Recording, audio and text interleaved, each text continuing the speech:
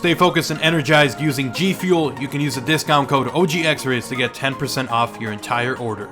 Yo, what's up guys, it's XRAYZ. Welcome back to another Call of Duty video. Now in this one we're going to be talking about Call of Duty 2016. Now I've been kind of avoiding that subject for the last couple of months just because there's been rumors, speculation, stuff like that. There's a lot of little stuff here and there that kind of has gone around, but I've decided that I didn't want to make videos just because, you know, Call of Duty Black Ops 3 is still the newest Call of Duty. It's only been out since November. We're already in February, which is, I guess it's been 3 months, and we're getting closer to the actual hype train of whatever the next Call of Duty is going to be. Now the thing is, the next Call of Duty is going to be from Infinity Ward, which the past couple of ones haven't really been that good. Not that Modern Warfare 3 was bad, but Call of Duty Ghosts kind of put a damper on everyone. Everyone thought Call of Duty Ghosts was going to be good. The maps were too big. It was really gray and dull. The score streaks weren't really that fun, and overall it wasn't that it was a bad game or that it was a broken game, but it wasn't a fun game. And a lot of people think that Call of Duty Ghosts is the worst Call of Duty, and I know that there's a lot of people out there who maybe think that it was a really good Call of Duty or that it was the best Call of Duty. So this isn't geared towards you. This is towards the majority of the community that seems to agree that Call of Duty Ghost was a bad Call of Duty and probably one that left a bad taste in the Call of Duty franchise. Now with that said, yesterday Activision actually confirmed that Infinity Ward was going to be making the next Call of Duty, and if you guys follow Call of Duty, which I assume a lot of you guys do, we already know that there's a 3-year cycle now with Call of Duty. It's Treyarch followed by Infinity Ward followed by Sledgehammer Games. So that is the way that it's going to work from now on. So it's not really that surprising that they announced, hey, Infinity Ward is working on the next Call of Duty, oh my god, hype. But the interesting thing is how they're going to approach this.